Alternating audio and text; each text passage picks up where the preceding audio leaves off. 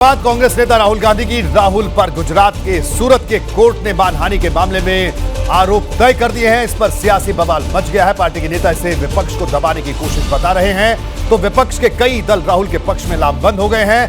हैरान करने वाली बात यह है कि इनमें दिल्ली के सीएम और आम आदमी पार्टी के संयोजक अरविंद केजरीवाल भी शामिल हैं। दरअसल राहुल गांधी ने 2019 में एक चुनावी सभा में पीएम मोदी पर निजी हमला बोला था। इसके खिलाफ सूरत की एक निचली अदालत में मानहानि का केस दर्ज किया गया था। अच्छा, मुझे एक बात समझाओ, इन सब चोरों के नाम मोदी क्यों है?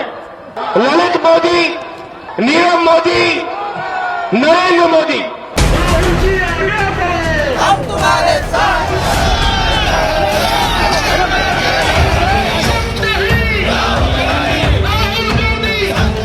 2019 के लोकसभा चुनाव में मोदी सरनेम को लेकर राहुल गांधी ने जो बात कही थी, उस मामले में कोर्ट का फैसला कांग्रेस नेताओं को बुरी तरह चुभ गया है। मानहानि मामले में कोर्ट ने न सिर्फ राहुल गांधी को दोषी ठहराया बल्कि 2 साल की सजा भी सुना दी। हालांकि राहुल को फौरन जमानत भी मिल गई। राहुल के खिलाफ सूरत की कोर्ट में ये शिकायत भाजपा के विधायक पूर्णेश मोदी ने की थी। राहुल गांधी ने बयान दिया था, भाषण किया था, सभी चोरों का उपनाम मोदी क्यों, और भी दो कितने मोदी निकलेंगे। कई न्यायालयों के अंदर, कई राज्यों के अंदर मुकदमे दर्ज किए गए और मुझे बड़ी खुशी कि आज इस प्रकार के भाषा का प्रयोग करने वाले राहुल गांधी को सूरत के न्यायालय ने सजा सुनाई है। मामले की सुनवाई के दौरान राहुल गांधी 3 बार कोर्ट में मौजूद रहे। वो अपना बयान दर्ज करवाने के लिए आखिरी बार अक्टूबर 2021 में पेश हुए और खुद को निर्दोष बताया, लेकिन कोर्ट ने राहुल को दोषी माना। अब राहुल को न सिर्फ सजा हुई है बल्कि उनकी सांसदी और 6 साल तक चुनाव लड़ने पर भी खतरा मंडराने लगा है। सूरत के सेशन कोर्ट के फैसले की कॉपी को अगर प्रशासन लोकसभा सचिवालय को भेज देता है तो उसके बाद लोकसभा अध्यक्ष के उसे स्वीकार करते ही राहुल गांधी की लोकसभा सदस्यता खत्म हो जाएगी। यही नहीं, सजा पूरी होने के 6 साल बाद तक राहुल कोई भी चुनाव नहीं लड़ पाएंगे। यानी राहुल की राजनीति पर 8 साल के लिए पूर्ण विराम लग सकता है। यूपी में हाल ही में आजम खान, अब्दुल्ला आजम और विक्रम सैनी को भी ये झटका झेलना पड़ा है।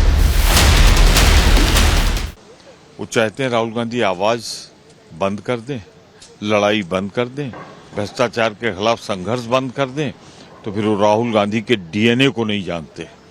यह संघर्ष और प्रखर होगा, सत्य की लड़ाई और मजबूत होगी। राहुल जी को इस सच्चाई को स्वीकार करना चाहिए कि शब्दों की चोट शस्त्रों की चोट से ज्यादा गहरी और पीड़ादायी होती है।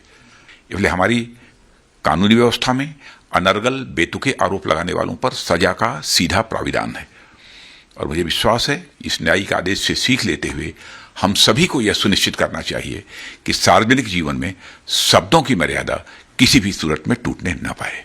हालांकि अपनी सदस्यता बचाने के लिए राहुल के पास अभी मौके हैं। वो हाई कोर्ट में भी चुनौती दे सकते हैं। अगर हाई कोर्ट ने सूरत सेशन कोर्ट के फैसले पर स्टे लगा दिया तो राहुल की सांसदी बच जाएगी और अगर हाई कोर्ट स्टे नहीं देता है तो राहुल को सुप्रीम कोर्ट जाना पड़ेगा। सूरत में राहुल को सजा मिली तो वो सीधे दिल्ली पहुंचे। यहाँ एयरपोर्ट पर उनके स्वागत के लिए पहले से ही कांग्रेस कार्यकर्ता बड़ी संख्या में मौजूद थे। राहुल घर पहुंचे तो उनके घर के बाहर भी कांग्रेस कार्यकर्ताओं ने पोस्टर लेकर विरोध प्रदर्शन शुरू कर दिया। इस बीच राहुल ने भगत सिंह वाला दांव चला।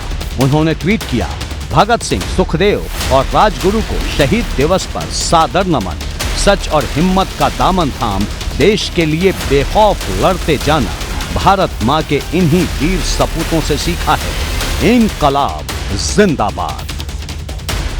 राहुल ने एक और ट्वीट किया जिसमें उन्होंने राष्ट्रपिता महात्मा गांधी की कही बात को लिखा। उन्होंने लिखा, मेरा धर्म सत्य और अहिंसा पर आधारित है। सत्य मेरा भगवान है, अहिंसा उसे पाने का साधन। राहुल के सियासी भविष्य पर आंच आई तो बहन प्रियंका गांधी वाड्रा भी मैदान में उतर आई। प्रियंका ने ट्विटर पर लिखा, डरी हुई सत्ता की पूरी मशीनरी साम दाम दंड भेद लगाकर राहुल जी की आवाज को दबाने की कोशिश कर रही है। मेरे भाई न कभी डरे हैं न कभी डरेंगे। सच बोलते हुए जिए हैं, सच बोलते रहेंगे। देश के लोगों की आवाज उठाते रहेंगे। सच्चाई की ताकत और करोड़ों देशवासियों का प्यार उनके साथ है। किसी को भी सजा सुनाई जा सकती है, पहले भी सुनाई गई है। श्री राहुल गांधी जी पहले ऐसे व्यक्ति नहीं हैं जिनको यह सजा सुनाई गई है। माननीय न्यायालय की जो भी मतलब सजा है या न्यायालय के द्वारा जो भी आदेश दिया गया है उसका सबको सम्मान करना चाहिए। राहुल को मानहानि के मामले में 2 साल की सजा हुई तो दिल्ली से यूपी तक सियासी पारा चढ़ गया। अखिलेश यादव भी राहुल के समर्थन में खड़े हो गए और ट्वीट किया, देश की मानहानि, जनता की मानहानि, सौहार्द की मानहानि, संविधान की मानहानि, अर्थव्यवस्था की मानहानि। भाजपा पर ऊपर लिखित न जाने कितने प्रकार के मानहानि के मुकदमे होने चाहिए। विपक्ष को नगण्य मुकदमों में फंसाकर अपना राजनीतिक भविष्य साधने वाली भाजपा विपक्ष की ताकत से डर गई है। राहुल को हुई सजा पर कांग्रेस ने मोर्चा खोल दिया है।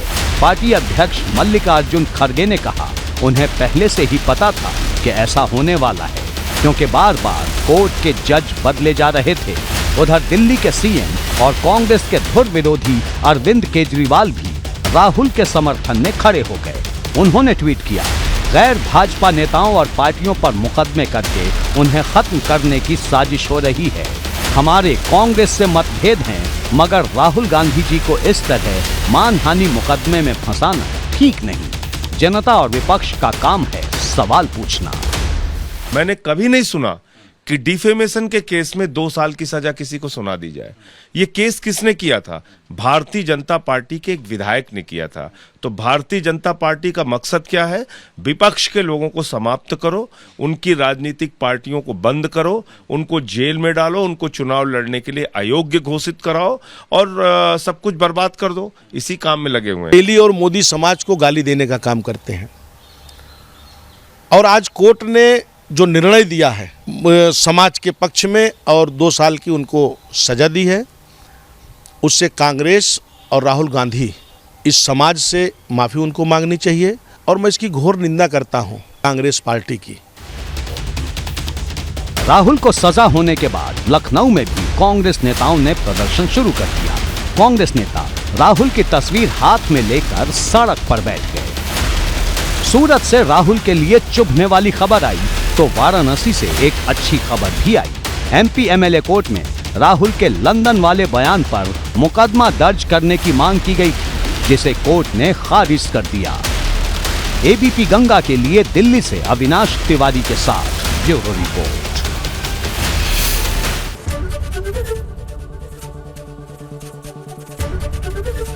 एबीपी गंगा, खबर आपकी, जुबान आपकी।